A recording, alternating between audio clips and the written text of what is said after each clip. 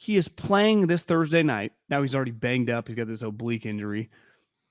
He could win the division and have 3 straight games where he started 2 of them and basically played the entire one of the third one. And let's say he has a good game on the road against a division rival, and by the end of the game, he could have a hat and a cigar sitting right next to Trent Williams, Nick Bosa, and Fred Warner and Kyle Shanahan. Like, when you really look at that video and picture of Kyle sitting next to him, there was like a purity to just him sitting there at his locker, Kyle sitting there just probably pretty exhausted, like, God damn, and Kyle said I think he told Kawakami, or maybe he said this in his press conference, how excited he was to, like, I've never been this excited to watch a third stringer. Because let's face it, when third stringers have to play 99.9% of the time, the coach probably knows we're fucked. And Kyle did not view it that way. Kyle thinks really highly of this guy. That was before he played. Now he's played a game and 90% of another one, 95% of another one.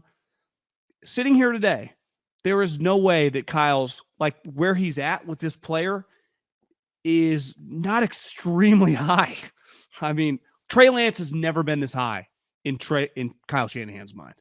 Like, the hope of Trey Lance was, but as a player on the field, it's never got here. And now he has the chance to win a division as the starting quarterback. Now, when you're the quarterback of the Niners, it's not like you're doing Patrick Mahomes, Josh Allen things, but he kind of did in that game the other day. Throwing fucking dimes. The play that you said to Debo, I rewatched the other day. I mean, that play was incredible. Like, he made some throws in that game that were like, and did you see Brian Baldinger's breakdown? Like, these are football nerd people, not, oh, you're just fanboying out. I don't care. If Brock Purdy sucked, I'd tell you. Like, Brian Baldinger's like, what is this? Football people are like, this is pretty crazy. The players were trying to tell you. They're like, the big cock Brock thing, it's funny and everything, but I do think it's kind of symbolizes like what this group kind of thinks. Like, this guy's not your average little engine that could back up quarterback. They don't believe that.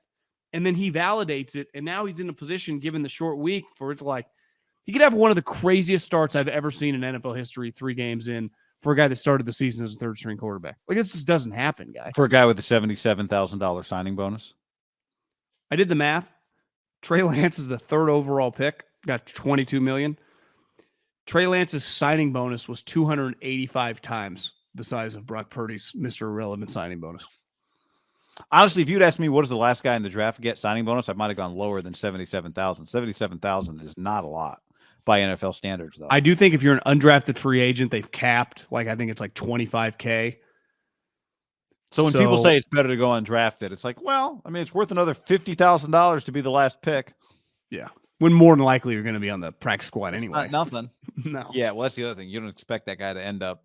You expect to be paying him to be on the practice squad. No, I mean, look, we can talk about the big picture, but in terms of what is in front of him in 48 hours on Thursday night, he's going to Seattle to do this. He's going to Seattle, a place where the Niners have historically had knockdown, drag-out battles for the division, for the Super Bowl. He's not just trying to win the division. He's trying to win the division from the Seahawks in Seattle. Guy Peyton, Eli, and Bill Simmons were talking about him last night during the middle of Monday Night Football. Well, everybody's talking about him. Now, Bill brought him up, but then Peyton was talking about him. Yeah, Peyton doesn't have a lot in common with Brock, other than they probably both love the shit out of football, so they probably do have a lot in common. Well, Peyton, they said, he was at the Manning camp a couple years ago. They liked him. Peyton's like, I didn't know he was, like, obviously a smaller guy, but he was an impressive kid. Yeah, I think that's one of the things with, like, well, I guess we can talk about the game in a second. In terms of the big picture, it doesn't ever matter how you get a quarterback as long as you get a quarterback. The draft of the last guy in the draft and the draft of one of the first guys in the draft, and those 2 guys in the same quarterback room, is a pretty crazy image. And it's usually not that crazy because the guy who's drafted last never has a chance to beat out the guy who's drafted first, essentially, right? 3rd overall in one draft and last. But if Brock continues on this trajectory of winning, forget about looking as good as he looked the other day, right? What were his final numbers? 78%, 16-21 or something like that against the Bucs in half a football game, basically, 3/4 of the football game. with throws that are just teach tape type throws and plays that are. He doesn't have. Let's be clear, right? Brock doesn't have to be that guy. But if they win games with him, that is enough for there to be a legitimate quarterback competition. There just is one. And the question is just who's trying to take whose job? Because if this thing continues like this, it's Trey trying to take Brock's job, not the other way around. That's a fact, Jack. Here's what we know for this is a fact. Trey Lance will never be just scholarship the starting job in the offseason like 2022. That's never happening again. Now, I'm not Brock Purdy is not like his story's not set yet. Like, is he named the starter? Is it an open competition? Do they sign Tom Brady? There are other variables. But the day and age, what happened last year in the offseason and then training camp, are you in agreement? That's never happening again with Trey Lance. No, the only way it's happening. Let me rephrase that. For 2023, that is not going to take place. Yeah, the only way it happens, right, is if somebody else isn't available. But if Brock Purdy's upright, then Trey Lance is not the scholar, and even Trey's not healthy right now, so it's just not happening. Period. Regardless, for sure. But even if they're both healthy in OTAs, and they're the two quarterbacks. They're splitting reps. They're split. I mean, unless something happens and Brock, ultimately. Brock has to be whatever he does in the next 4 weeks and then the postseason. He has to be worse. He has now reached the point where he has to be worse in practice than Trey Lance to not be at least equal to Trey Lance, right? Like when you're the third overall pick, and I've got a buddy who played in the league who always says when guys leave early, and I'm like, well, they'll be a 4th round pick. They just get into camp and then you can win a job. And he's always told me like, no. When you're the 4th round pick, you don't get as many chances as the 2nd round pick. You just don't. They have more money invested in that guy. They got more equity invested in that guy. You have to go above and beyond as the 5th round pick to get the shot that the 2nd round pick gets handed to him multiple years, right? So like 2022, this last camp, it really probably wouldn't have mattered what Brock did. Brock could have been completion percentage, 7 percentage points higher, less interceptions, more touchdowns. He was not getting Trey Lance's reps this year, right? Well, I think he was, by all the some claim he was better. Yeah. No, I mean the completion percentage, he was clearly the highest on a daily basis. But again, he's going up against different, we could play that game and Kyle would know whatever. But for him to get the second team reps, remember it took like some game action and it was like, okay, we'll give this guy a shot. He was fighting an uphill battle. Because even Trent Williams said it a couple weeks ago. He's like, yeah, man, they gave Sudfeld some of that coin, Yeah. Like, players know. Like he got Sudfeld made $2 million off the 49ers this year to guaranteed. Sudfeld's a millionaire because of Jed. In other words, Kyle, more than twice as much as Brock. In fairness, you don't know. It's always easy to play that game, right? Well, and also in fairness, $2 million is a fine cost for a quarterback, As your backup. Yeah, it's cheap. So for sure. You don't, whatever. And you got to do it because you don't know Purdy is going to be, there's a reason he's you think Jimmy's pick. Gone and yeah. But the best part about football, which I would push back to the players who always say that the last guy is fighting an uphill battle, and he is.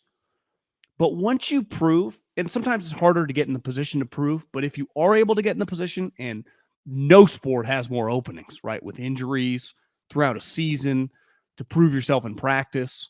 The season's long. Guys go down left and right. You can be claimed by other teams. The preseason games, you get to have reps. Is once you prove you can play, you're in. I heard Barrows talking about this week. He thinks like, given it's a short week and Christian's gotten a lot of love, like he expects Mason to get some run. And he's like, and I don't even remember this. He said 2018, the Niners were not good. And they played a game late in the season against a good Seattle team. And it was kind of the coming out party for Jeff Wilson. And Jeff Wilson, as an undrafted free agent, had a good game. It was toward the second half, ran. I was like, I don't even remember this. But he said it bled into the offseason. He made the squad. He played a role on the Super Bowl team. And it was just like, you get the opportunity in the NFL in regular season games to show yourself as an undrafted free agent, as a late round pick, and you make plays. Charles Woodson, work hard. Number one thing you got to do to impress people, work hard. And then you just kind of open some eyes. You start making plays in practice. Fuck, you make them in the game, whether your team sucks. If you're on the Houston Texans, you're making them, or whether you're on the 49ers, changes your life. Changes your life. And when you do it at quarterback, like for the Niners have had a lot of running backs over the years, right? Kind of pop throughout games. Mozart, what's his name? Breda, obviously Jeff Wilson, and they've gone on other places. Their careers, everyone sees that because scouting departments evaluate every quarterbacks. You do it at quarterback, like, woo-wee. Well, some people aren't going to like to hear this, John. You're not one of them, but this is just the absolute facts, right? If Trey Lance had just played the game that Brock Purdy played, oh my God. and it'd be great. Like we'd be fine. You would be more likely to believe that it was an indication of future performance because of how high he was drafted, because of his physical talents, right? If Trey had that game, I think there'd be less of the like, well, I certainly speak for myself. Like, okay, that was good. We got to keep seeing it. You got to keep seeing it. You got to keep seeing it. If Trey Lance had just put that game together, you wouldn't be able to stop the hype train because he was the third overall pick. And pick a guy. If Zach Wilson had debuted with that game, but if that had been Trey Lance's first career start, now Trey Lance's first start was the Arizona game, and then he started again against Houston. Remember, he made a few throws in that Texans game last year that were really impressive. I think that did he throw the touchdown to Ayuk in that game? Or it was Debo. The Debo that over route. Yeah. In the second half, the first half wasn't like 3-0 or something. Yeah.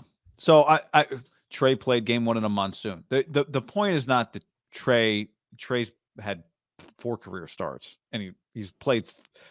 Think about this. Trey 4 or 3. I've got him for 4. Arizona. Oh, yeah. He got hurt in the second game of the season. So Trey Lance just started and finished 3 career games. Brock Purdy started and finished 1. So Thursday, we'll see. Kyle Shanahan wants to make it seem like Brock may not play on Thursday, but day to day, we'll find out Thursday. Florio reported yesterday he'll be ready to roll. Yeah, I expect it. But it's just when you are drafted where he was drafted, you're just less likely to go, okay, that means something. But the reality is once you hit the field, it doesn't matter if you're a 3rd round pick or the last pick of the draft, right? And there have been plenty of quarterbacks that have debuted with great games. I mentioned it the other day. Carson Wentz was an MVP level player one year. So careers are long. Brock has a long way to go. Trey's got plenty of time. There's a lot of this that has to play out. But I think back to what you said a minute ago, a lot of the internal stuff that clearly Zach Wilson doesn't have in the Jets locker room, this guy already has in the 49ers locker room. And then you watch, and as I said, with backups, I just want to see them consistently make the basic plays because I think that's what most guys miss. But then when you rewatch the throw to McCaffrey touchdown, throw to Ayuk touchdown, the avoid Joe Tryon with the little Olay move, and then the layered throw to Debo, the getting chased down in the game before and hitting Kittle. Whew. He doesn't have elite traits across the board. We'll go through his scouting, a different element of his scouting report, but he has, I think one thing is clear, right? He has shown the ability to do elite level things in an NFL game. Well, that was the thing why Trey was going to be a lot better than Jimmy, because he would be able to do the crazy things. Yeah. And early on, it's like, we're not really seeing it. And then boom, Trey, and this kid came in and he's done a couple. I mean, that throw that he made to Christian McCaffrey in the corner of basically the left front pylon on the on his shoulder. I think that's one of the best throws a 49er quarterback's made in, I don't know, 7-8 years. What was the throw Jimmy made this year that blew us all away? Remember, rolling right to the sideline? He did a roll right to, I think, Ray. Yeah, that was a really good throw. I mean, Jimmy's obviously had some moments in 19 against the Saints that were some awesome throws. Jimmy's had some throws, but this guy, point, I think as a 7th round pick, it was an eye-opening experience the other day. I think go back to your point, like part of how you build equity is you go through trials and tribulations with people, right? You build equity sometimes when things are hard, not when things are easy. So here is Brock Purdy stepping into a hard situation, and they might be hats and T-shirts on Thursday night. They might win the NFC West on Thursday night in Seattle with that guy. How do you shake the visual of him sitting next to Trent, Ayuk, Juszczyk, Bosa, Fred, and Greenlaw, and like John Lynch or Kyle Shanahan lighting his cigar? How do you not think about that whenever you show up for camp next year and you're Trey Lance? You just what you have. I wonder if there's part of you that go, is this guy better than me? They love him. My teammates, who is also, he's my teammate too. Everyone loves him. And holy shit, like I played, like I think it's not that easy, but now he can't possibly make it look as easy as he made it look the other day. But Tampa's defense is better than Seattle's. I mean, things just happen, right? Yeah. Over the course of games, whatever. But part of this is when you compete with another human who thinks and feels human things. And so Trey Lance is watching this like Jimmy's older. Jimmy being better than Trey at stuff was never a problem. Well, like we said, if Jimmy would have just competed in training camp, Trey Lance would not have been the starting quarterback. They rigged the deal for him. So when Jimmy came in, part of the reason why all the teammates clearly kind of gravitated, some of it even before, was like this team was trying to win. We've already talked about that situation. Part of the thing with Brock Purdy, it feels like he's ready to win. He's ready to give this team a chance to win. That's the whole thing. This is not the Jags. This is not, the Bears. This team is trying to fucking win playoff games. Like, that's the only thing that matters with this squad from the jump. Win playoff games. This isn't a Super Bowl or bust team, but when the season started, it was the goal is to win playoff games. Get to the playoffs, win playoff games, right? That's why it got weird immediately. It's like, well, there's no 8-9 ain't going to be tolerated. Not after you just won multiple playoff games and won double-digit games. And we were going to practices like this team's better than last year. Yeah. But we just thought the recipe was all the quarterback had to do was just not screw it up. But then Purdy made plays. Now, Purdy made plays in a blowout. How do you manage that in a higher pressure situation, one-score game, that type of thing? That's something we'll see. I mean, but the Dolphins game was a pressurized. He came in 7-0. Yeah, the Dolphins game was a pressurized game. No, you're right. Fuck yeah. Sherfield, and that was it for them, basically.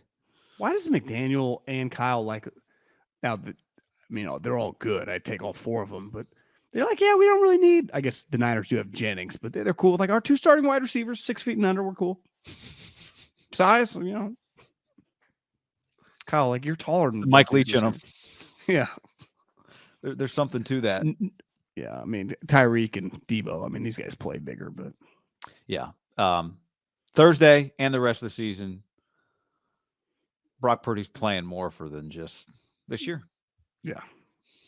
No one's debating that. Somebody in the chat said this is RG3. There was a good little thing in the chat. I lost it, but somebody said this is RG3 and Kirk all over again. And somebody else made a good point. They said, well, no, it's not. RG3 was coming off a rookie of the year.